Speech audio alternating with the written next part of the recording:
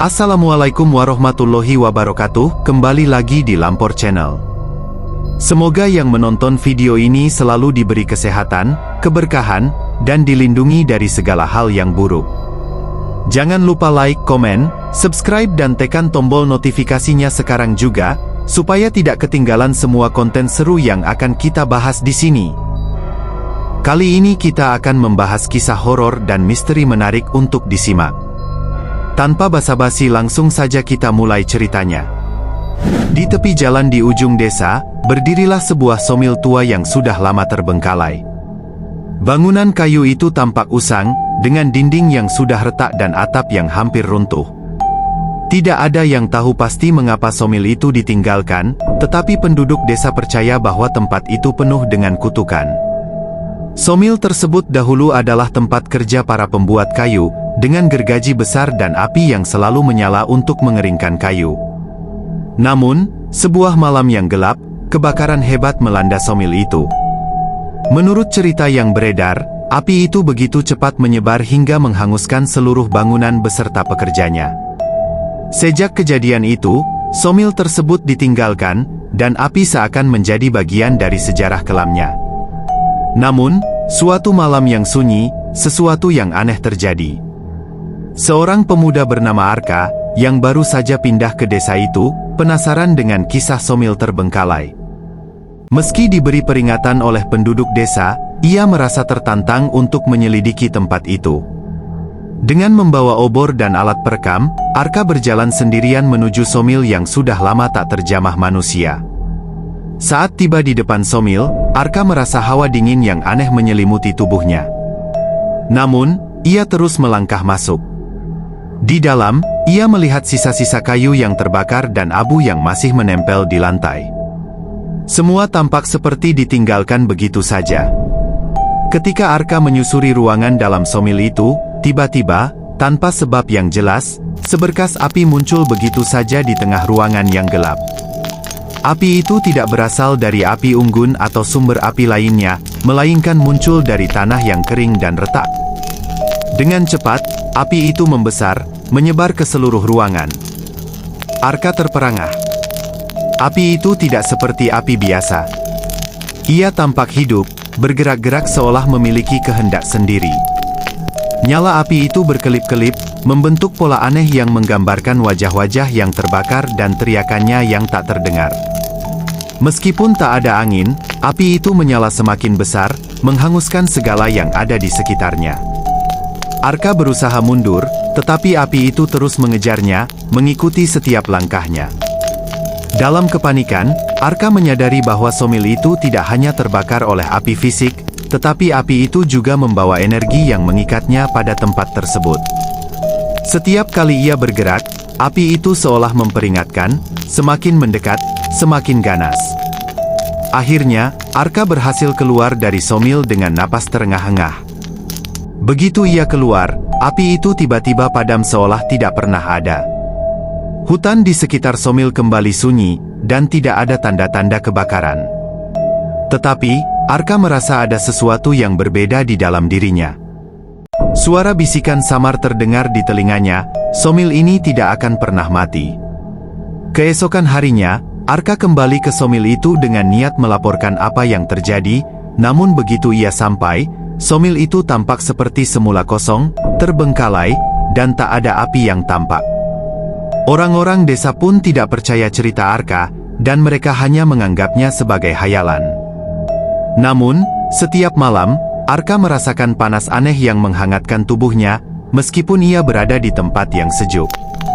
Suara api yang berkobar terdengar samar dalam mimpinya, dan wajah-wajah terbakar dari api itu kerap muncul dalam bayangannya. Somil itu, meski telah lama terbengkalai, seolah tidak akan pernah benar-benar mati, dan api yang muncul hanya menunggu saat yang tepat untuk kembali. Hari-hari setelah kejadian itu, Arka merasa hidupnya berubah. Meski ia berusaha melupakan apa yang terjadi di somil terbengkalai, setiap malam ia terbangun dengan rasa panas yang membakar tubuhnya. Ia merasa seolah ada api yang mengalir dalam darahnya, dan wajah-wajah terbakar itu semakin sering menghantuinya dalam mimpi. Tidak ada lagi ketenangan, seolah somil itu telah mengikat jiwanya.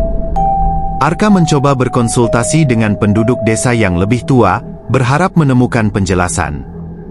Seorang wanita tua, yang dikenal sebagai Ratu, akhirnya memberanikan diri untuk memberitahunya kisah lama tentang somil tersebut. Somil itu bukan tempat biasa, kata Ratu dengan suara bergetar. Ia dibangun di atas tanah yang penuh dengan kemarahan. Dulu, para pekerja di sana membuat lebih dari sekedar kayu. Mereka menyembunyikan rahasia kelam sebuah ritual yang mengikat jiwa-jiwa yang terbakar oleh api ke dalam tanah itu. Mereka berjanji akan menjaga api tetap menyala, tidak peduli berapa lama waktu berlalu. Kebakaran itu hanyalah bagian dari hukuman. Arka mendengarkan dengan cemas. Tapi kenapa aku? Kenapa aku yang merasakannya? Tanya Arka. Ratu menatapnya dalam-dalam, matanya seperti menembus ke dalam jiwa Arka. Karena kamu adalah orang yang pertama berani masuk setelah kebakaran itu. Api itu mengenali kamu, dan kini kamu terikat pada tempat itu. Kamu tidak bisa melarikan diri, kecuali jika kamu benar-benar memadamkannya. Ratu memberi petunjuk terakhir. Ada sebuah tempat di dalam somil, ruang yang terkubur di bawah tumpukan kayu yang terbakar. Di sana, di dalam ruangan itu, terdapat segel yang dapat memutus ikatan api itu. Tapi ingat, tidak semua yang berada di sana ingin dilepaskan. Kamu harus siap menghadapi mereka.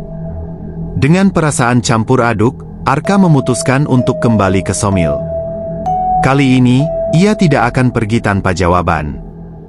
Dengan tekad yang bulat, ia membawa peralatan yang lebih lengkap, senter, kamera, dan sebuah alat untuk menggali. Ia tahu ini adalah perjalanan terakhirnya, dan entah apa yang menunggunya di dalam somil. Begitu tiba di somil, suasana terasa lebih menekan dari sebelumnya. Udara tampak lebih padat, dan setiap langkah Arka menggema di dalam kesunyian. Namun, kali ini ia tidak merasa sendirian. Ia merasa ada banyak pasang mata yang mengawasinya dari kegelapan. Arka menuju ke dalam, ke bagian belakang somil yang lebih gelap, tempat yang belum pernah ia jelajahi sebelumnya. Di sana, tumpukan kayu terbakar yang sudah lama terlupakan masih tergeletak. Ia mulai menggali, dengan hati-hati. Rasanya seperti ada sesuatu yang menahannya, seolah somil itu berusaha menahannya untuk tidak menemukan apa yang tersembunyi di bawahnya. Setelah beberapa jam menggali, Arka akhirnya menemukan sebuah pintu kecil yang tertutup rapat. Dengan susah payah, ia membuka pintu itu, dan di baliknya terdapat sebuah ruang gelap yang berbau seperti abu. Di tengah ruangan itu, ada sebuah batu besar yang tertutup dengan simbol-simbol yang tampak seperti lukisan api. Batu itu bersinar samar, seolah hidup, dan api berkelip-kelip di sekitar simbol-simbolnya. Arka merasa seolah-olah ada yang memperhatikan setiap gerak-geriknya. Ketika ia mendekat, suara seperti bisikan api terdengar jelas di telinganya, "Kamu tidak akan keluar hidup-hidup." Namun, ia tidak mundur. Dengan tangan gemetar, ia menekan batu itu. Sesaat kemudian, ruangan itu dipenuhi oleh kilatan api yang lebih besar dari sebelumnya, namun kali ini api itu tidak mengarah padanya. Api itu berputar-putar di ruang tersebut, membentuk pusaran yang sangat kuat. Batu itu mulai terbelah, dan suara jeritan yang mengerikan memenuhi udara.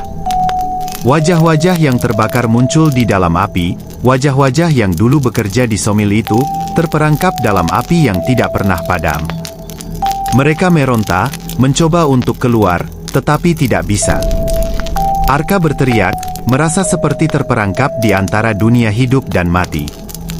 Namun, seiring dengan terbelahnya batu itu, api mulai mereda. Wajah-wajah itu memudar, dan jeritan mereka perlahan menghilang. Sebuah suara terakhir terdengar, "Terima kasih."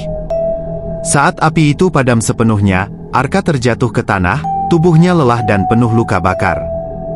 Namun, somil itu kini sunyi, tidak ada lagi suara api atau bisikan aneh. Tempat itu, akhirnya, sepertinya benar-benar bebas. Ketika ia keluar dari somil, udara terasa lebih ringan, dan panas yang selama ini menyertainya pun hilang. Arka menyadari bahwa meskipun ia berhasil memadamkan api itu, ada sesuatu yang tetap tinggal di dalam dirinya, sebuah bekas dari teror yang tidak akan pernah bisa sepenuhnya dihapus. Dan Somil itu, meski kini tampak damai, tetap menyimpan misterinya, menunggu orang lain yang berani membuka pintu terlarangnya. Beberapa bulan berlalu sejak Arka berhasil memadamkan api yang menghantui Somil terbengkalai. Hidupnya mulai kembali normal, namun ketenangan itu hanya bersifat sementara. Setiap malam, ia terbangun dengan perasaan cemas yang tak dapat dijelaskan. Ia merasa ada yang mengawasi, seolah bayangan dari masa lalu masih mengikuti jejaknya. Wajah-wajah yang terbakar masih muncul dalam mimpi-mimpinya, bisikan api yang mengerikan seolah terus menyelimuti pikirannya. Suatu malam, Arka memutuskan untuk mengunjungi desa tua tempat ia tinggal. Meskipun penduduknya sering menghindar untuk berbicara tentang Somil atau kejadian yang melibatkannya, Arka merasa perlu mencari jawaban lebih lanjut. Ada sesuatu yang belum ia pahami, sesuatu yang tidak bisa ia lepaskan meskipun api itu sudah padam. Ia bertemu dengan seorang pria tua bernama Hadi, yang dikenal memiliki pengetahuan tentang sejarah desa dan Somil itu. Setelah mendengar cerita Arka, Hadi menatapnya dalam-dalam, lalu berkata dengan suara yang rendah, "Api itu memang sudah padam, tapi apinya bukan sekadar api biasa. Ia adalah api dari kutukan yang lebih tua, sebuah kekuatan yang lahir dari kemarahan yang tak pernah bisa reda." Hadi menjelaskan bahwa Somil itu dibangun di atas tanah yang dulunya merupakan tempat pemakaman bagi mereka yang dihukum mati karena pengkhianatan. Para pekerja di Somil itu tidak hanya memotong kayu, mereka juga telah menggali dan menghidupkan kembali kekuatan kuno yang terkubur di bawah tanah. Mereka berusaha mengendalikan api yang bisa membakar jiwa, sebuah api yang tidak akan pernah padam karena sumbernya berasal dari dendam yang tak terhapuskan. "Arka," lanjut Hadi, "kamu tidak hanya mengalahkan api yang ada di Somil itu, tetapi kamu juga membebaskan sesuatu yang lebih gelap, sebuah kekuatan yang kini mengikutimu. Api itu telah memilihmu sebagai penjaga baru." Arka merasa dingin menjalari tubuhnya. "Jadi, saya terikat pada kutukan itu? Tidak ada cara untuk menghindarinya?" Hadi mengangguk perlahan. "Api itu tidak akan pernah benar-benar padam. Ia bisa mereda, tetapi hanya untuk sementara. Dan jika kamu tidak menghentikannya sepenuhnya, kekuatan itu akan terus mencari cara untuk kembali. Itu sebabnya kamu merasakannya setiap malam." Kebingungan dan ketakutan mulai menyelimuti Arka. Bagaimana ia bisa mengakhiri kutukan yang begitu kuat? Hadi, dengan suara yang lebih keras, berkata, "Ada satu cara. Jika kamu ingin memutuskan ikatan itu, kamu harus kembali ke Somil, tetapi kali ini, kamu harus menemui inti dari api itu. Hanya dengan menghancurkan sumbernya, kamu bisa benar-benar bebas." Arka tahu bahwa ini adalah perjalanan terakhir yang harus ia tempuh. Ia harus kembali ke tempat yang pernah membuatnya merasa terperangkap dalam api yang tidak pernah padam. Meskipun rasa takut itu menggerogoti jantungnya, ia tidak punya pilihan lain. Keesokan harinya, Arka kembali ke Somil terbengkalai. Kali ini, ia merasa lebih siap menghadapi apa yang ada di dalamnya, meskipun jantungnya berdetak kencang. Saat ia melangkah melewati pintu yang pernah ia buka sebelumnya, suasana terasa sangat berbeda. Somil itu tampak lebih gelap, lebih berat, dan ada bau hangus yang semakin tajam mengisi udara. Begitu memasuki ruangan utama, Arka merasa hawa panas itu kembali. Namun kali ini, api itu tidak muncul dengan sendirinya. Sesuatu yang lebih jahat telah menunggu di dalam. Di sudut ruangan, Arka melihat sebuah bayangan gelap, sebuah sosok yang tidak bisa ia lihat dengan jelas. Bayangan itu bergerak perlahan, mengelilinginya, seolah-olah mengetahui niat Arka. "Apa yang kamu inginkan, manusia?" Suara itu bergema di dalam kepalanya, suara yang tidak berasal dari satu tempat, tetapi seperti datang dari segala penjuru. Arka menggenggam erat alat yang dibawanya, sebuah pisau berbentuk aneh yang diberikan oleh Hadi. "Aku ingin mengakhiri ini. Aku ingin membebaskan diriku dari kutukan ini." Bayangan itu tertawa, suara yang menyeramkan, dan api mulai berkobar di sekitar Arka. Kamu tidak bisa. Kamu adalah bagian dari api ini sekarang. Api itu memilihmu, dan kamu tidak akan pernah bebas. Namun, Arka tidak mundur. Ia mengingat apa yang dikatakan Hadi tentang menghancurkan sumber api itu. Ia menatap dengan tajam ke dalam bayangan gelap itu dan menyadari sesuatu. Api ini tidak hanya berasal dari kemarahan atau kutukan. Api ini adalah simbol dari ketakutan, kesedihan, dan penyesalan yang tak terungkapkan. Dengan keberanian yang baru, Arka melangkah ke tengah ruangan, mengangkat pisau dan menusukkannya ke dalam tanah yang retak. Ketika pisau itu menancap, tanah bergetar hebat, dan api yang membara mulai berputar liar, membentuk pusaran yang semakin besar. Sosok bayangan itu muncul lebih jelas, wajah-wajah yang terbakar, yang kini tampak seperti roh-roh yang terperangkap. "Apa yang kamu lakukan?" teriak bayangan itu, suaranya penuh kemarahan. Arka tidak menjawab. Dengan satu dorongan terakhir, ia menekan pisau itu lebih dalam, mengarahkannya tepat pada sumber api yang menggelegak di bawah tanah. Ledakan besar terdengar, dan api itu meledak menjadi ribuan percikan, menghilang dalam sekejap. Semua yang tersisa hanyalah kesunyian. Ketika Arka membuka matanya, ia menyadari bahwa semuanya telah berakhir. Api itu benar-benar padam. Bayangan-bayangan itu menghilang, dan Somil terbengkalai kembali seperti dulu, hanya sebuah reruntuhan yang sunyi. Arka tahu bahwa ia telah bebas dari kutukan yang telah menghantuinya selama ini. Namun, meskipun ia telah mengakhiri kutukan itu, dalam hatinya, Arka tahu satu hal, ada beberapa api yang tidak akan pernah bisa dipadamkan sepenuhnya. Arka merasa ringan, bebas setidaknya untuk sementara. Api yang selama ini menggerogoti tubuh dan pikirannya kini padam, dan Somil yang dulu penuh dengan teror kembali menjadi hening. Namun, meskipun dunia di sekelilingnya tampak tenang, di dalam hatinya ada rasa yang tak bisa ia lepaskan. Ia meninggalkan Somil yang kini hanya berupa reruntuhan dan kembali ke desa, namun setiap langkahnya terasa berat.